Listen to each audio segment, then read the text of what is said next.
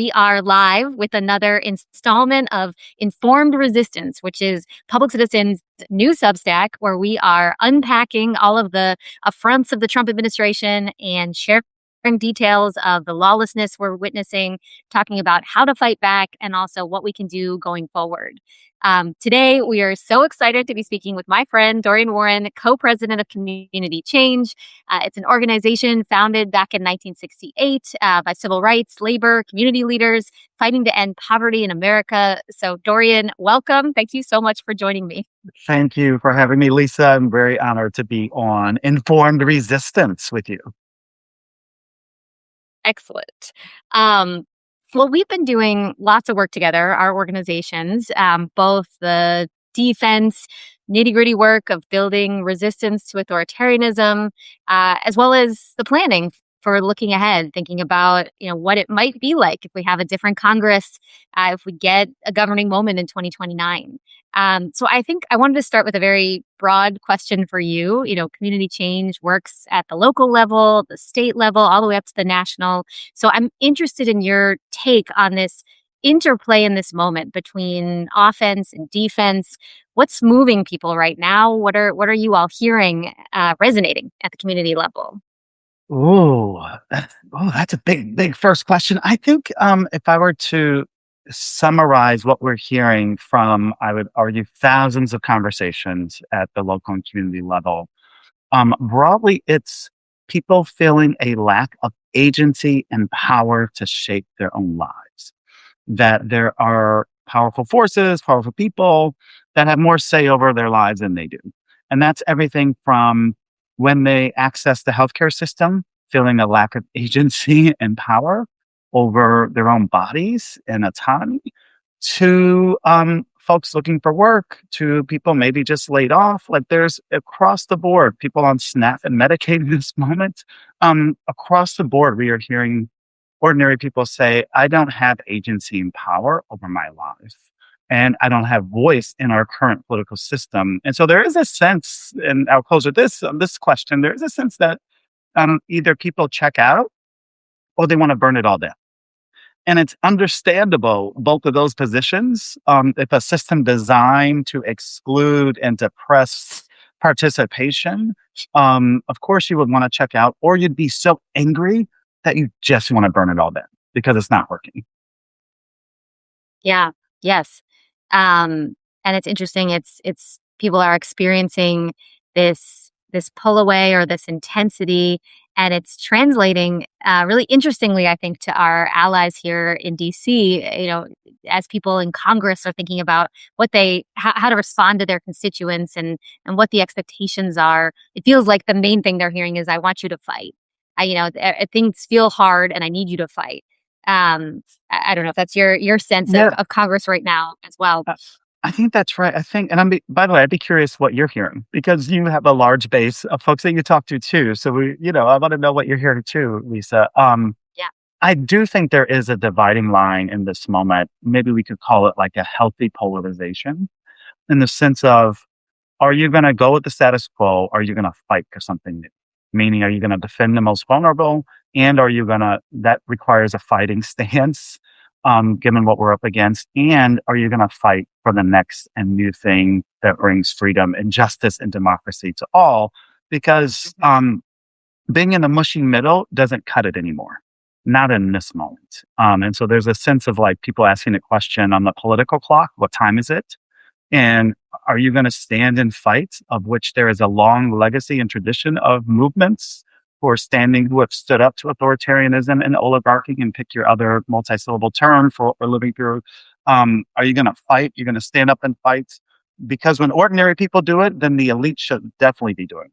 And it shouldn't be ordinary people who have to show more courage than elected officials and decision makers who have been cowering and enabling this nonsense and this harm and this death, frankly. So I do think there is a huge shift.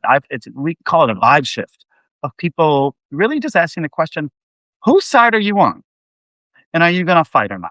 It is really that simple. Like, we don't have to overcomplicate politics. It is really that simple.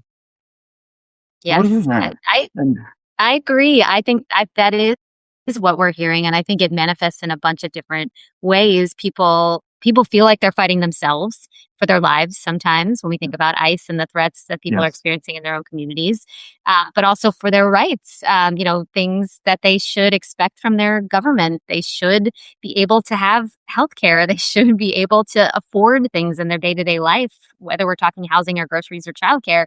And all of it feels like they have to be on the line, as you were just saying, and politicians are not meeting them where they're at and fighting in the forums they have here in Washington. And so I think it's expectation meeting the moment. Hmm. And I think it's interesting to think about a next Congress where we might have a flip of one or both chambers, and whether this change of power, whether members and senators are ready for it, what they're able to do in that moment. Are they planning the way they need to?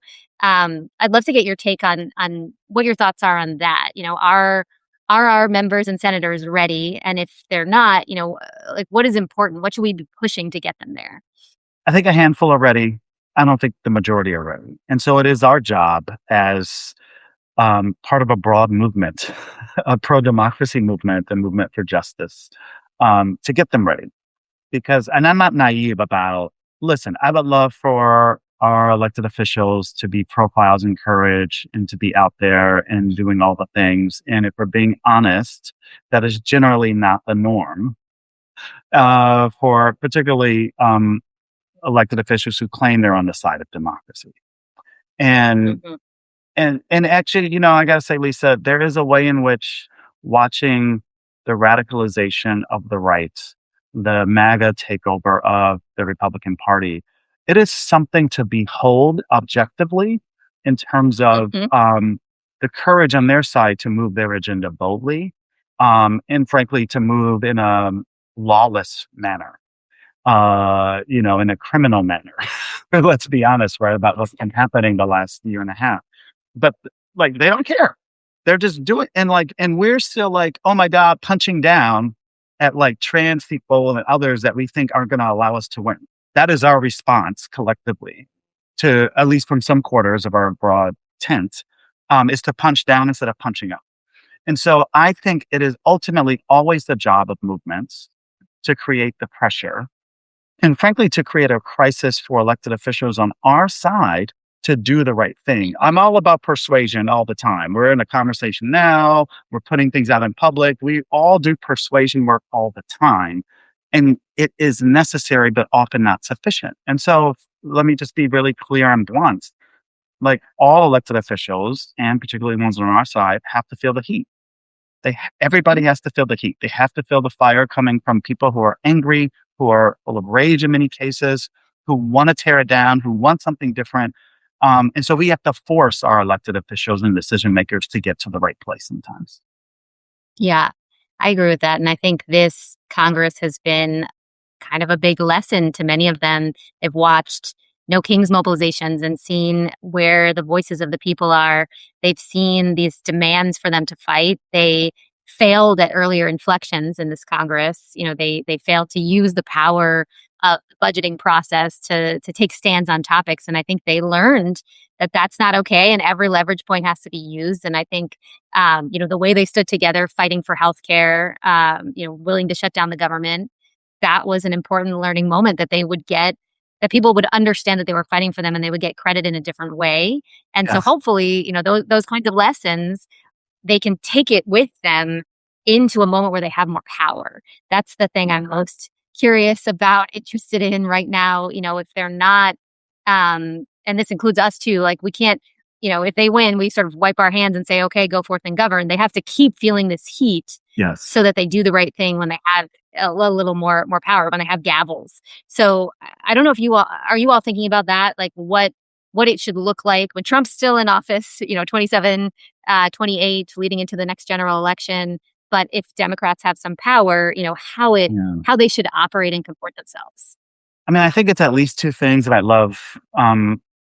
You're thinking on this too because you're leading a very important project on one of these points. So, like one bucket of work I think for the next Congress is oversight and accountability because of what we were just talking about. Just the plunder, the bribery, the criminal activity of this administration and its enablers. People have to be held to account. We cannot repeat what we have done in the past of being mushy around lawbreakers and criminals and people who are picking our pockets. Like, who does that? And so there has to be strong and clear oversight and accountability. And let me say this very clearly, people have to go to jail for breaking the law, Mm-hmm. period. Period. For shooting Yeah. people in the street. Like, there has to be accountability. Okay, so that's like part one. And then I think part two or bucket two has to be, what is the affirmative vision of the world that we are trying to create and bring into being? And that is the work that you are leading. And I think that's also exciting because we should be putting a whole bunch of things on the table that would Mm-hmm. solve ordinary people's crises and problems, whether it's affordability, whether it's care, whether it, like all the crises in people's lives, we have to put a positive affirmative agenda on the table that also is rooted in their own visions for themselves and their lives. And so that seems to be the second order of business, even if, what do we call it, marker bills, even if the things that we can encourage and push our elected officials to propose might not, get signed by this president, we should still do it anyway to signal Mm-hmm. to the broad public, we are on your side generally. And here are some key concrete ideas that can change your life and make it better. And then pointing to the villains who are blocking that from happening. Again, none of this is, I'm trained as a political scientist, but I like to say none of this is rocket science. It's just basic Yeah. organizing. Yes. Yeah, I love the way you're talking about this, and I think these two buckets, as you described, the oversight and accountability, coupled with a clear policy agenda, they're just inextricably linked because the reason we haven't been able to get the policies that we want to make our lives better are these corporate villains. To go back to the word oligarchy used earlier, the folks who are rigging the system to make it Yeah. harder to move healthcare or to move childcare or whatever the thing is that 90% of Americans are demanding. Yeah. And so holding these accountability inflections, whether it's hearings or investigations, the things that members will be able to do if they have the gavels, even if they don't have a president of the same party in place, that Yes. will start to lay the track, Yes. hopefully, for this kind of potential governing moment in 2029 that everyone's ruminating on. And thinking about what they want to achieve there, we can create the rhetoric and the storyline that takes us right to it. Yeah. So it's easier to achieve when we get there. Okay, really appreciate that perspective. Well, we've dropped the word childcare a bunch of times as one of the things that people are demanding and want. I know in May you all launched your universal childcare campaign. You're hosting this incredible convention in July into August.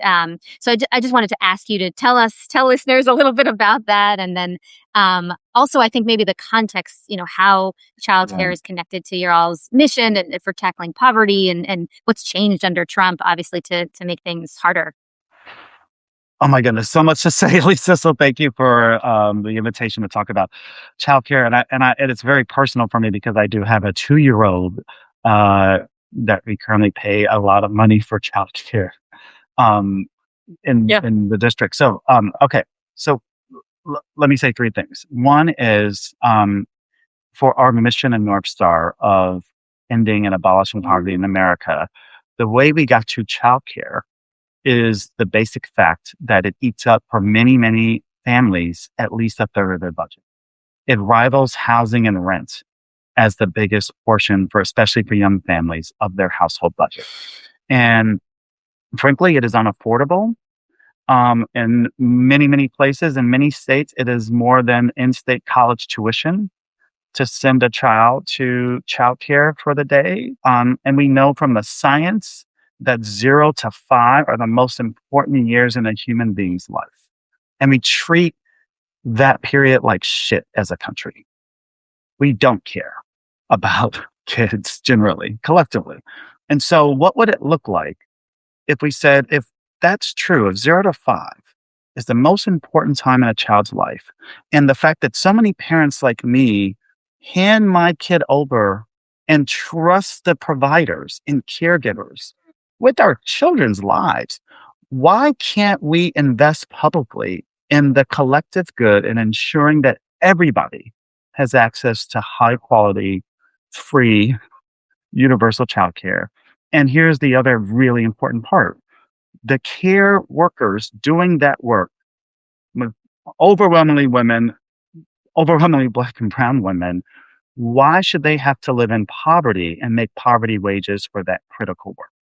Like I'm the son of a school teacher, and I was always confused, Lisa, like, why do lawyers make more than teachers? Like, why could what value system does that make sense? Right. Educating children, and especially from 0 to 5, should be like something we invest the most in. And it's the thing we invest the least in. So we have providers around the country doing this tireless work, wiping babies' bottoms, making sure they're fed, making sure they have their naps, making sure that they're emotionally okay. We pay them poverty wages and think that that's okay. And so part of our campaign, I get worked up about this, part of our campaign is to make sure from a cost perspective that every parent has access to high quality universal, and it should be free. I think this should be a public good, universal childcare. And that the providers, the care workers are making a living wage, actually more than a living wage, a thriving wage for the very, very, very necessary work that they do to care for our youngest ones. And so that is really what we're about at Community Change, is organizing together both parents who say that, yes, this is a crisis and a challenge. By the way, many, many, many Americans live in childcare, what are called childcare deserts, where they don't have access to nearby high quality childcare.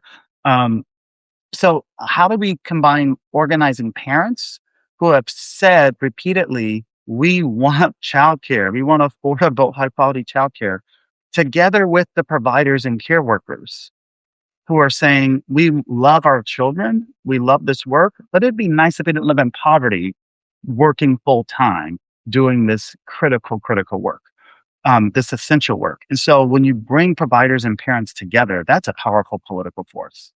The American public is on our side. 8 out of 10 Americans, yes, even Republicans and those on the right, basically agree. Like, if you think about it, who would disagree with wanting to provide childcare for every family in America? Like, who would stand in the way of that demand? That is the question we're going to call. So next week, we're bringing 1,000 parents and childcare providers together, over 1,000 in Chicago. By the way, we're going to have over 300 kids as well there, because if you're a childcare provider, you have kids, you need care too.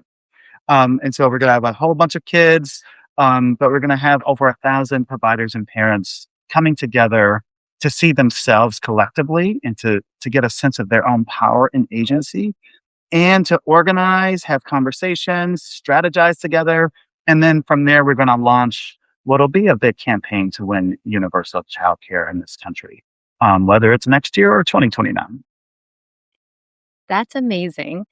I've just been nodding aggressively the whole time you're talking. I have a 5-year-old, so I just So you live hearing this this life. feels so You know. yeah, And you yeah, you can't get that money back. absolutely. I know you paid a lot for childcare, I'm sure, before kindergarten. So, but it'd be nice if we can pay it forward.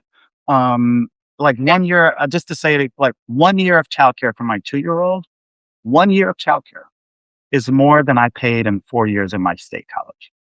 It is obscene and unacceptable Yeah, in the richest democracy in the history of the world. If other countries have figured this out, surely we can. agree. Um, okay, well, I mean, this is fantastic. So excited to hear the readout from the convention, and just really excited to hear about the collaboration between providers and parents, which I think sometimes are framed as having different interests, but actually are all stakeholders in the problem in the ways you've described. So just really great to think about their collected power and how to use it. So just excited for this organizing choice and for the work you guys are kicking off. Well, Dorian, I feel like I have a million things I could keep asking you. I could keep you all day, but I just want to, so I'll pause us here so I don't do that. And just thank you for joining us on Informed Resistance. Do you want to tell folks where they can find you, either via Substack or website or Instagram or wherever your preferred platform is? Oh, well, you can find me first and foremost at communitychange.org. You can also find me on Substack. I'm still new to this, Lisa. I'm feeling my age because I used to be like on the cutting edge of all the new media platforms, and now Yep. I'm like asking my 5-year-old to teach me the Same. things now. So you can find me here on Substack. You can find me on X and Blue Sky and all of things. But most importantly, you can find me right here on Informed Resistance, and I am really appreciative of you inviting me on, and I hope you'll invite me back. Of course, of course. Well, it's been an amazing conversation. For everyone listening, we're going to be continuing to update you each week on what this lawless administration is up to, how to challenge it, and IDing amazing partners to spotlight their work and how they are doing the same. So thanks, everyone. Appreciate you. And Dorian, thanks again. Thanks, everyone, and thank you especially, Lisa.